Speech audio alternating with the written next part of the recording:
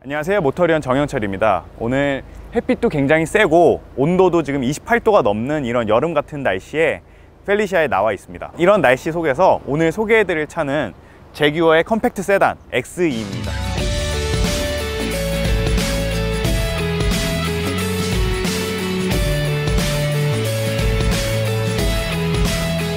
지금 이 제규어 XE는 제규어 브랜드의 컴팩트 세단을 담당을 하고 있고, 경쟁 모델로는 벤츠의 C클래스, BMW의 3 시리즈가 있겠죠. 이전에 이제 포드 밑에 제규어가 있을 때 그 당시에 나왔던 컴팩트 세단으로는 이제 X타입이 있는데, 그 X타입은 그 당시에 포드 몬데오 베이스로 해서 만든 그런 컴팩트 세단이었습니다. 그 세단은 몬데오 베이스다 보니까 이제 전륜구동 베이스였고, 전륜구동이지만 그 당시에 처음 나왔었던 건 이제 4륜 모델이 나오면서 이제 몬데오랑 조금 차별화를 뒀었고, 그 이후에 이제 전륜구동도 추가가 됐었던 그런 모델인데요. 몬데오 베이스였던 만큼 뭐 이런저런 왈가왈부 뭐 말이 많았는데, 막상 운전을 해보면, 주행을 해보면 상당히 괜찮은 평을 받았던 그런 차입니다.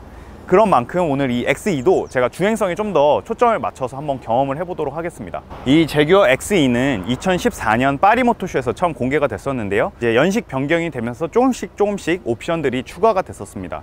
가령 2018년에는 이전까지의 아날로그 계기판을 버리고 가상 계기판, 그러니까 디지털 형식의 스크린 계기판을 넣었었고, 이 2019년형 모델로 오면서 키리스 엔트리 시스템이라던가 열성 스티어링 휠 같은 것들이 기본 옵션으로 적용이 됐고, 이 포트폴리오 트림 같은 경우에는 후방 교통 감지 기능까지 포함이 됐습니다. 무엇보다 가장 큰 추가는 이전까지 있었던 그 소음이라던가 진동 문제를 개선하는 방음 방진에 가장 큰 공을 들였다고 합니다. 사실 지금 이 모델이 나온 지 좀 몇 년 됐고, 이제 페이스리프트가 돼서 출시를 기다리고 있기 때문에 현재 이 모델의 디자인을 너무 세세하게 보기보다는 좀 전반적인 모습을 보면은 일단 앞이 굉장히 긴 그런 프로포션을 가지고 있어요. 그리고 무엇보다 낮고 넓은 그러한 프로포션을 가지고 있죠.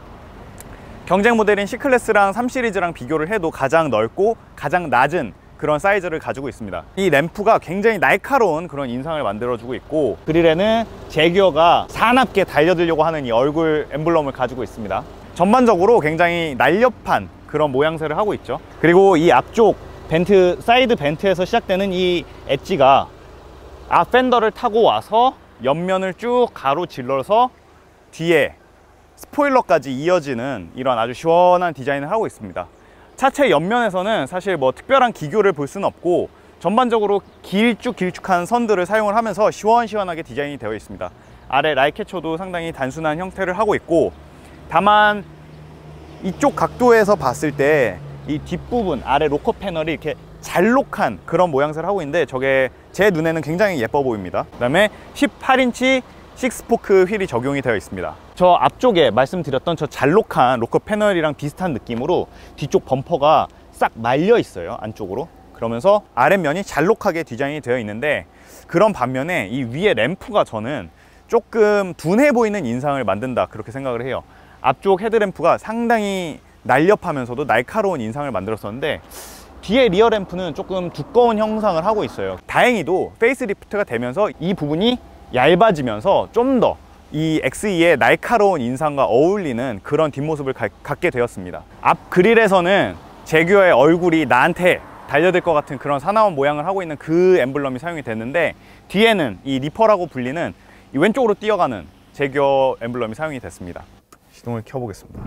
시동을 키면은 아래에서 이렇게 솟아 올라오는 제규어 랜드로버 특유의 기어 셀렉터가 있고, 앞쪽에 아까 말씀드렸던 12.3인치 스크린 형태의 계기판이 있는데, 왼쪽에는 어떤 정보창, 가운데에는 지금 현재는 속도계가 표시가 되고, 오른쪽에는 이제 RPM 게이지가 자리를 하고 있습니다. 일단 이 왼쪽에 정보창을 보시면은 이제 이것저것 여기에서 뭐 설정도 바꿀 수 있고, 그런데 디스플레이를 보시면은 지금 이 왼쪽 정보 패널에 표시되는 정보를 뭘로 할 것이냐 선택을 할 수가 있어요. 근데 여기서 지금 재밌는 게, 리퍼를 선택을 하면은 뭐가 표시가 되냐면, 이 리퍼 제규어 엠블럼이 이렇게 표시가 돼요. 스크린 낭비가 아닌가, 저는 그렇게 생각이 돼요. 굳이 저기다 왼쪽에다 저거를 표시를 저렇게 해둘 필요가 있나 싶고, 그리고 뭐 여기에서 이제 바꿀 수 있는 것 중에 또 재밌는 거는 주행 보조를 선택을 할 수 있는데, 주행 보조를 선택을 하면은 여기에 요런 앞에 본넷 모양과 차선 모양이 떠있는 이런 그래픽이 떠요. 보통 이런 그래픽은 요새 엘카스나 액티브 크루즈 컨트롤을 사용을 하는 반자율주행 기능을 사용을 하는 차들이 자주 사용하는 그런 그래픽이잖아요. 근데 이 차에는 그런 반자율주행 기능이 없거든요. 엘카스도 없고 액티브 크루즈 컨트롤도 없고. 그러면은 왜 굳이 이런 식으로 좀 표시를 했을까? 저는 조금 의아한 부분입니다.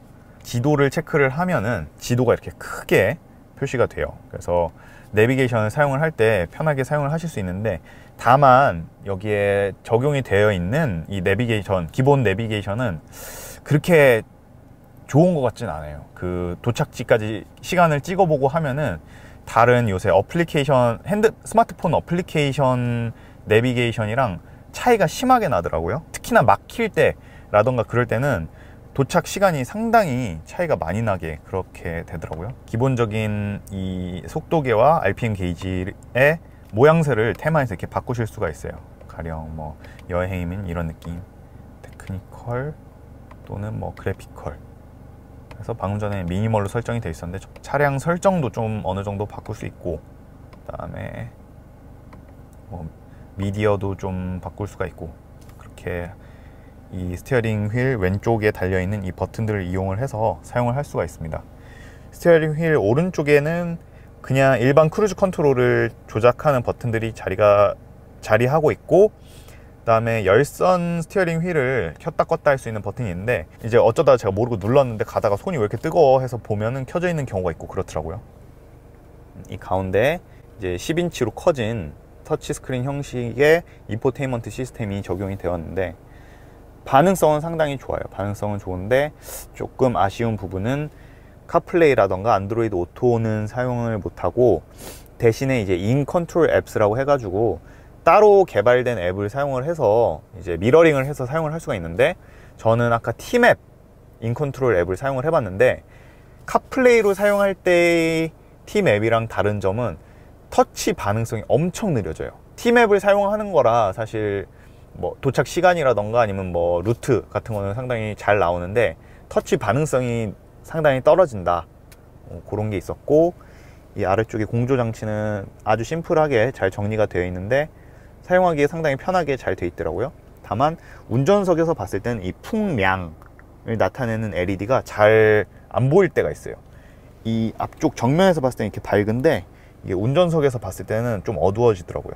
이제 이 아래쪽에 수납 트레이라고 해야 될까요? 수납 공간이 하나 있는데, 여기 마치 그 무선 충전을 할 수 있을 것처럼 생겼는데 무선 충전이 되는 곳은 아니고, 이 기어 셀렉터는 D까지는 그냥 한 번에 딱 돌아가는데, 여기에 이제 S 모드로 바꾸려면 누르고 돌리셔야 S 모드로 갑니다. 이 뒤쪽으로 드라이브 모드 셀렉터가 있고, 트랙션 컨트롤 끌 수 있는 버튼이 있고, 그 다음에 오토 스탑 기능을 끌 수 있는 버튼이 있고, 이 뒤쪽으로는 이제 ASPC라고 해가지고 전지형 프로그레스 컨트롤이라고 하죠. 뭐 미끄러운 도로 상황, 뭐 가령 뭐 자갈길 혹은 뭐 눈길, 잔디 위에서 차량을 움직일 때 좀 도움을 주는 그런 버튼이 있고, 이쪽 암레스트는 이렇게 열면은 그렇게 뭐 엄청 큰 그런 공간은 아닌데, 그다음에 이쪽 뒤쪽으로 아까 말씀드렸던 인 컨트롤 앱을 사용을 할 때 이쪽에다 USB를 연결을 해서 사용을 하실 수가 있고, 12V 단자가 있고, 그리고 이 옆쪽을 보면은 이렇게 삥 앞쪽을 둘러싸는 이런 랩 어라운드 디자인의 형태가 도어 패널까지 이렇게 오는데요. 이 도어 패널은 위쪽이랑 아래쪽에 이렇게 나눠져 있는 이런 좀 독특한 디자인을 취하고 있습니다. 왜 랜드로버나 레인지로버들을 보면은 이제 창문을 내리는 버튼들이 다 이 위쪽에 달려 있잖아요, 이쪽에. 그래서 약간 뭐 그런 느낌도 나는데, 이게 웃긴 게 운전을 하다가 이제 창문을 열어서 티켓을 받아야 되는 경우들이 있잖아요. 그럴 때 자꾸 이거를 누르게 되더라고요. 이쪽 여기 메모리 시트 버튼을 자꾸 누르게 되더라고요. 이게 또 마침 또 버튼이 딱 4개예요. 하나, 둘, 셋, 넷. 그래서 창문처럼 돼 있어 가지고 자꾸 이걸 이렇게 해요. 여기입니다. 창문 버튼은 이쪽에 있어서 사실 이렇게 해서 창문을 열어야 되고, 그 다음에 이 앞쪽으로 이렇게 벤트가 있는데, 이 벤트 위쪽 면이 상당히 넓어요. 오른쪽도 이렇게 되어 있는데, 여기가 상당히 넓은 면 아래 툭 튀어나와 있는 그런 느낌의 디자인입니다. 그리고 지금 이쪽에 보시면은 이거를 제규에서는 퍼포레이티드 윈저 가죽 시트라고 하더라고요. 참 거창한 이름인데 뭐 어찌됐든 퍼포레이티드이기 때문에 이렇게 구멍이 숭숭 뚫려 있습니다. 구멍이 숭숭 뚫려 있는데, 그래서 저는 통풍 시트가 들어가 있는 줄 알았어요. 근데 이 차에는 통풍 시트가 적용이 안 됩니다. 앞뒤 열선 시트만 적용이 되고, 다만 이 가죽 질감이라던가 쿠셔닝은 상당히 좋아요. 이것과 같이 이 스티어링 휠의 이 가죽 질감도 상당히 좋아서 운전할 때 즐거움을 줍니다. 이제 어느 부분에 사용된 플라스틱들이 상당히 아쉬운 그런 모습을 보여주고 있어요. 뭐 제가 일단 아쉬운 부분은 여기 이쪽 도어 손잡이 뒤쪽에 있는 이 부분이라던가, 아니면은 뭐 이쪽에 볼륨을 조절하는 노브의 조작감 같은 것들이 지금 이 차의 경쟁 모델들에 비해서 좀 저렴한 느낌을 띠고 있습니다. 그래서 그게 조금 아쉬운 부분이고, 이제 이 뒷자리가 사실 이 차량의 제가 생각했을 때 가장 큰 단점 중 하나입니다. 지금 이제 앞자리를 저한테 맞게 세팅을 해 놨는데, 보시면은 뒷자리의 레그룸이 좁아요. 왜냐면은 제가 최근에 이제 320D 이제 신형 3시리즈 뒷자리에 앉아 봤을 때 뒷자리가 상당히 괜찮았거든요. 뭐 크기가 엄청 넓진 않아도 편하다라는 느낌을 느끼기에 충분한 만큼의 공간이 있었는데, 지금 이 X2의 경우에는 앞에 레그룸도 조금 부족한 느낌이고, 무엇보다 이 토룸이 이 발밑 공간이 상당히 좁은 그런 느낌이에요. 그래서 이 뒷부분이 저는 굉장히 이 차가 아쉽다. 어떻게 보면은 이 차가 가지고 있는 이 경쟁 모델에 비해서 짧은 휠 베이스의 약점이 여기서 드러나는 거 아닐까, 저는 그렇게 생각이 되고요.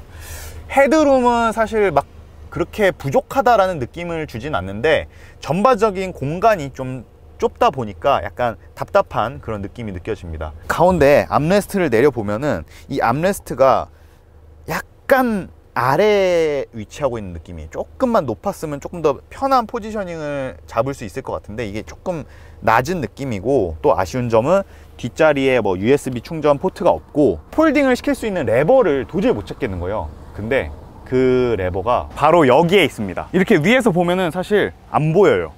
근데 아래로 이렇게 내려보잖아요. 그러면은 지금 여기 노란색 레버들이 이렇게 있어요. 이거를 당기면은 앞에 폴딩이 저는 바로 될 줄 알았거든요. 왜냐면은 이렇게 누르면 앞에서 딱 폴딩이 돼야 사용성이 좋잖아요. 그래야 뭘 집어넣을 수 있고. 근데 문제는 뒤에서 당긴 다음에 앞으로 가서 이거를 다시 이렇게 내려줘야 돼요. 그래서 이렇게 폴딩을 할 경우에 트렁크 용량이 830리터까지 늘어나는데, 용량 자체보다 지금 이 트렁크가 가지고 있는 어떤 형태 있잖아요. 이 오프닝 형태, 이 오프닝이 조금 좁아요. 큰 짐을 한 번에 집어 넣고 뺄 때 조금 불편한 점이 있지 않을까, 저는 그렇게 생각이 됩니다. 또 뒤쪽에서 보실 거는 이쪽에 이제 디젤 차인 만큼 애드블루 입구가 여기에 자리를 하고 있습니다. 이렇게 와인딩 로드에 들어왔습니다. 드라이빙 모드는 노멀 모드로 세팅이 되어 있고, 제가 이전에 3시리즈 320D 럭셔리 라인을 몰아봤을 때 스포츠 주행이 보강이 됐어요. 그래서 핸들링도 날카로운 동시에 부드러워야 되는 곳에서는 상당히 부드러운 그런 핸들링을 보여줬었는데, 이 차는 어떻게 움직일지 한번 확인을 해보도록 하겠습니다. 일단 기본적인 느낌은 상당히 날카로워요. 이 차도 핸들링이 상당히 날카롭고, 그렇다고 무겁진 않습니다. 일단 노멀 모드에서 스티어링 무게는 가벼운 편인 것 같아요. 가벼운데 코너에서 굉장히 날카롭습니다. 예리하게 코너를 돌아 나가고, 브레이크 반응도 상당히 리니어해서 적재적소에 밟을 만큼 딱딱 잘 세워주는 그런 느낌입니다. 진짜 상당히 날카로워요. 진짜 예민하고, 그 다음에 반응성도 좋고. 그러면 일단 다이나믹 모드로 한번 바꿔보겠습니다. 앞에 계기판이 빨간색으로 바뀌네요. 스포티한 느낌을 주기 위해서 빨갛게 바뀌고, 그 다음에 스티어링의 무게가 조금 무거워집니다. 무거워지고, 기어가 사용하는 RPM이 조금 더 높아지네요. 한 400에서 500 RPM 정도 더 사용하는 것 같고, 확실히 핸들링이 조금 더 날카로워지는 느낌이 있어요. 조금 더 조여지는 느낌인데, 뭐 엄청 드라마틱한 변화는 아닌 것 같아요. 제가 느끼기에는 드라마틱한 변화는 아닌데 분명히 스포티해집니다. 아까 전에도 날카로웠는데 거기에다가 이 스티어링 휠의 무게감이랑, 그 다음에 더 이어져 있는, 바퀴가 더 한층 더 이어져 있는 이런 느낌 때문에 굉장히 스포티한 주행이 가능해집니다. 이 정도 느낌이면 사실 제가 저번에 몰아봤던 3 시리즈보다도 더 스포티한 세팅인 것 같아요. 네, 이 정도면은 진짜 저번 3 시리즈보다 더 날카로운 느낌이 들고 있어요.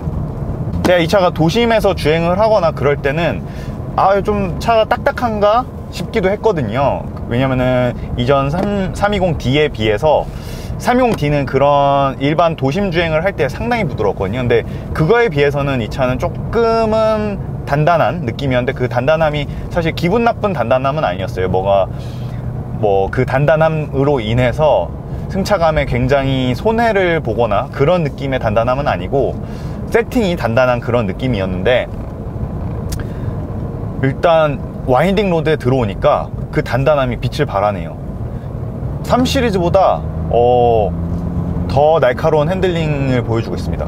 이 정도 느낌이면은 진짜로 이 급의 스포츠 세단 중에 가장 스포티한 세팅이 아닐까, 저는 그렇게 생각이 되네요. 지금 현재 이 2.0 디젤 포트폴리오 트림이 스포츠성에 초점을 맞춘 트림이 아닌데도 불구하고 이 정도의 날카로운 핸들링을 보여준다, 이 정도의 스포티한 핸들링을 보여준다, 저는 정말로 인상 깊습니다.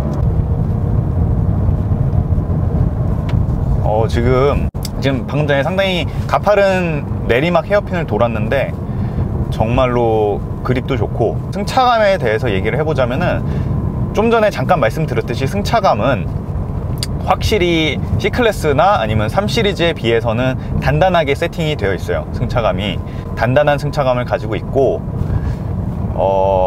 그렇다고 해서 어떤 탕탕거리는, 텅텅거리는 느낌이 있는 그런 고급스럽지 못한 승차감을 보여주는 것 같진 않아요. 노면에서 전달되는 진동들 중에 걸러줘야 될 부분은 잘 걸러주는 느낌이고, 그 다음에 전달해야 될 것들은 정말 클리어하게 잘 전달을 해주고 있습니다. 이 차량에는 2.0L 4기통 디젤 터보 엔진이 들어가는데, 이 인제니움 엔진은 워낙 유명하니까 많이들 아실 거라 생각을 하고 있습니다. 모듈러 엔진이기 때문에 실린더 하나를 개발을 해서 그거를 어떤 식으로 배치를 하느냐에 따라 자유롭게 이 엔진의 레이아웃을 변형을 시킬 수 있는 그런 하이테크 엔진이고, 최고 출력 180마력, 최대 토크 43.9kgm를 발휘를 하는데, 최고 출력 같은 경우에는 C20D나 320D에 비해서 한 10에서 13마력 정도 떨어지는 스펙이고, 그런 반면에 토크는 이제 한 3kgm 정도 더 강력한 토크를 발휘를 하고 있습니다. 그래서 초반 가속감은 상당히 호쾌하고, 근데 제로백 같은 경우에는 이제 경쟁 모델들이 이제 6초 후반대를 기록을 하고 있죠. 한 6.9초, 6.8초. 그런데 이 차는 8초대예요. 8.1초인데 그거에 비하면은 이제 초반 가속력이 나쁘진 않은 편이에요. 느껴지는 가속력은. 그래서 운전을 할 때 초반에 치고 나갈 때 답답하다, 그런 느낌은 잘 느껴지진 않고 그렇습니다. 근데 이 엔진에 대해서 제가 할 말이 하나가 있는데, 뭐냐면 이 엔진이 이제 고속으로 올라가면은 엔진 음이라던가 엔진 진동이 괜찮은 수준이에요. 상당히 조용하고 엔진 진동도 괜찮은 편인데, 저속에서, 저 RPM에서는 진동, 소음 모두 상당해요. 그리고 가장 큰 문제는 오토 스탑 기능 때문에 이제 정차를 하면은 엔진이 꺼지지 않습니까? 그 다음에 제시동에 걸릴 때 진동이 굉장히 잘 느껴져요. 상당히 좌우로 후두둑 이런 흔들리는 그런 느낌이, 거슬리는 느낌이 전달이 되더라고요. 그래서 이 정도 급 차의 디젤 엔진에서는 사실 보여주면 안 되는 그런 모습을 보여주지 않나, 저는 그렇게 생각이 됩니다. 그래서 이전에도 사실 그런 쪽으로 컴플레인이 상당히 있었죠. 그러다 보니까 처음에 말씀드렸듯이 이번 2019년형 모델로 오면서 방진 그리고 방음에 상당히 신경을 많이 썼다고 하더라고요. 근데도 불구하고 고속에서는 좋은 모습을 보여주지만 저 RPM에서는 그 진동과 소음이 상당히 큰 편이다, 저는 그렇게 말씀을 드리고 싶습니다. 이제 산길을 지나서 고속도로에 올라왔는데, 고속도로에서 속도를 높여서 100km 이상에 올라오면은 말씀드렸듯이 저속으로 갈 때보다 진동이라던가 엔진 진동이라던가 엔진의 소음이 현저히 낮아져요. 그래서 현저히 낮아지고, 그것과 함께 제가 굉장히 놀라운 점은 풍절음이 엄청나게 잘 차단이 되어 있어요. 그래서 밖으로부터 들려오는 풍절음이 아주 잘 차단이 되어 있어서 그 부분은 상당히 마음에 듭니다. 고속주행 안정성은 이번 신형 3 시리즈가 조금 더 뛰어나지 않나. 뭐 C클래스는 말할 것도 없고 그렇게 느껴집니다. 왜냐면은 핸들의 무게가 조금 가벼운 만큼 고속 안정성에서는 조금 약점이 보이는 것 같아요. 경쟁 모델들에 비해서 비교적으로 봤을 때 조금 그 경쟁 모델들의 고속 안정성이 좋다라는 수준이고, 지금 이 XE 포트폴리오 트림은 가장 상위 트림이거든요. 그래서 이 차량의 가격이 5,700만 원인데 이 차량은 지금 iSports 트림보다도 위의 가격을 형성을 하고 있어요. iSports 트림이 5,500만 원대 가격이고 이 차가 5,700만 원인데 정확한 경쟁 선상에 있는 320D 럭셔리 라인을 봤을 때 그 차량이 5,620만 원, 그리고 C클래스의 C220D 아방가르드 트림이 5,530만 원으로 이 XE가 가장 높은 가격을 가지고 있어요. 그렇다고 해서 이 차량의 옵션 구축이 훨씬 좋냐? 그렇다면은 그것도 아니에요. 이 독일 경쟁 차량에 비해서 사실 어떻게 보면은 빠져 있는 것들도 있죠. 뒤쪽에 USB 단자도 빠져 있고, 그 다음에 뭐 반자율 주행 기능 같은 것들도 다 빠져 있기 때문에 가격 경쟁력은 굉장히 떨어지죠. 제규어 XE의 가장 스타팅인 프레스티지 트림은 지금 4,950만 원이에요. 그리고 C클래스 같은 경우에는 말씀드린 C220D 아방가르드 트림이 시작가거든요. 5,530만 원짜리. 그리고 BMW 3 시리즈의 기본 라인은 5,320만 원으로 시작가는 이 제규어 XE가 가장 낮은 가격을 가지고 있어요. 그런 면에서 봤을 때 이 제규어를 구매하시는 구매자들이 어떤 포인트에서 이 차를 사느냐, 그거에 대해서 제가 좀 리서치를 해봤는데, 기본적인 통계 그래프를 봤을 때 일반적인 그래프는 사실 양 끝은 아래 표본이 적고 가운데가 상당히 많은 이런 일반적인 통계 그래프가 있잖아요. 근데 그 표본 그래프의 가운데에 해당하시는 분들은 사실 C클래스 혹은 BMW 3 시리즈를 사시는 분들이에요. 그런 만큼 판매 대수도 많고 도로에서도 상당히 많이 보이는 그런 모습을 보여주는데, 이 제규어를 구매하시는 분들은 어떤 분들이냐, 바로 그 그래프의 양 끝에 계신 분들이에요. 제가 본 바로는 이 제규어를 구매를 할 때 상당히 중요하게 여기는 부분이 뭐냐면, 도로에 많이 돌아다니지 않는 프리미엄 브랜드를 사려고 하시는 분들이 선택하는 브랜드가 바로 제규어더라고요. 그래서 종합적으로 정리를 해보자면은 이 차량은 장점이랑 단점이 굉장히 뚜렷한 그런 차량인 것 같아요. 그러면은 단점이 뭐냐, 제시동을 할 때 굉장히 강하게 느껴지는 그 진동, 혹은 저속 저 RPM에서 느껴지는 소음 및 진동, 아주 좁은 뒷자리 공간, 그런 것들이 저는 큰 단점이라고 생각을 합니다. 그런 반면 장점은 뭐냐, 엄청나게 스포티한 핸들링, 소위 스포츠 세단의 왕자라고 불리는 3 시리즈보다도 저는 더 스포티하고 날카롭게 느껴지는 이 핸들링, 이게 굉장히 인상적이에요. 예전에 들었었던 그 X타입의 날카로운 핸들링을 잊지 않았다, 그런 생각이 들더라고요. 그리고 고속에서 느껴지는 정숙성, 풍절음이 상당히 잘 차단이 되어 있고, 그리고 도로에서 잘 찾아볼 수 없는 어떤 희소성. 그래서 이 차의 총평을 하자면, 스포티하고 날카로운 핸들링, 도로에서 잘 볼 수 없는 그 희소성, 그것들에 큰 비중을 두시는 분들, 그리고 그것을 위해서 이 차가 가지고 있는 분명한 단점들을 감내하실 수 있는 분들을 위한 그런 차다, 저는 그렇게 생각이 됩니다. 그럼 저는 이제 또 다음번에 더 재밌는 차량으로 찾아뵙도록 하겠습니다. 자동차 삶을 사랑하는 사람들, 바로 여러분이 모터령입니다.